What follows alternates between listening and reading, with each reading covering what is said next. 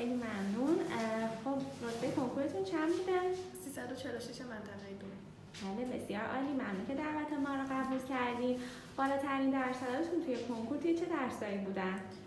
فکر کنم ریاضی بود 85% با عربی. خب روش درس خوندنتون برای ریاضی به چه صورت بود؟ تقریبا یه روز در میون میخوندم، یه روز ریاضی میخوندم، یه روز فیزیک. و تست می‌زدین براش؟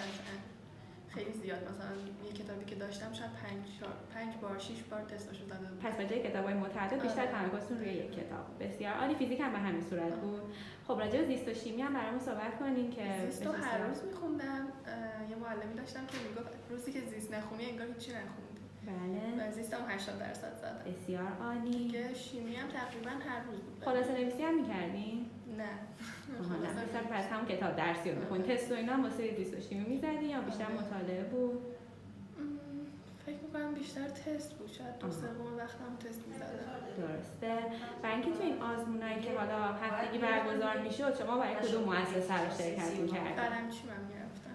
راضی بودین بعد یعنی رتبه‌تون با اون رتبه‌ای که مثلا تو آزمونای جنبندی قلمچون آخرا بود نزدیک شد؟ نه رتبه خیلی نزدیک نمی‌شد ولی درصد تقریبا همون بود.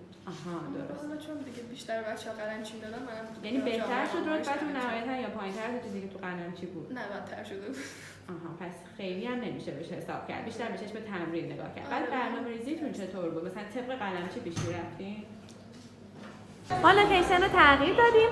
خب مبینا جان گفتیم که آزمون‌های قلمچی شرکت کرده بودین. آیا برنامه درس خوندنتون هم بر اساس برنامه آزمون‌ها میچیدین یا نه روش خودتون رو داشتین؟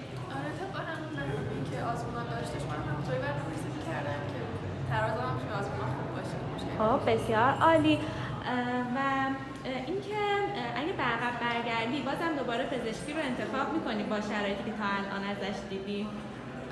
آره خب چون بهش علاقه دارم. اگه علاقه نداشته باشی قطعا نمیشه. دوست داشتم دوباره هم انتخاب کنم. بله. و یه سوالی هم که حالا خیلی تکرار شده بود این بودش که چطور میتونستی تعادل بین حالا علایقی که داشتی یا تایم‌های استراحتت و درسات ایجاد کنی؟ آیا مثلا تفریحی داشتی توی سال کنکورت برای استراحت چه کاری انجام میدادی؟ تفریحی که مثلا بعد همون 2 هفته که میومدی میدون آزمون قلمچی می‌دادی مثلا یه فیلم می‌دیدم یا بیرون می‌رفتم. تفریح خاصی نداشتم و از این بعد ناراحتم هستم که خیلی نمی‌تونستم استراحت کنم ولی خب شاید اگه نمی‌دونم به جز درس خوندن کار دیگه می‌کردم پزشکی قبول نمی‌شدم. بله درسته. خیلی ممنونم که وقتت رو به ما دادی و در آخر یک توصیه‌ای داری به کنکوری‌ها لطفاً میگی؟ اینکه مفید درس بخونن، خیلی ساعت مطالعه مهم نیستش. همون یه ساعت که می‌خونن واقعا بخونن. تمرکز داشته باشن و اینکه اگه تونستن کنارش یه کاری بکنن تک‌بودی هم نباشن توصیه برای روز کنکور چی؟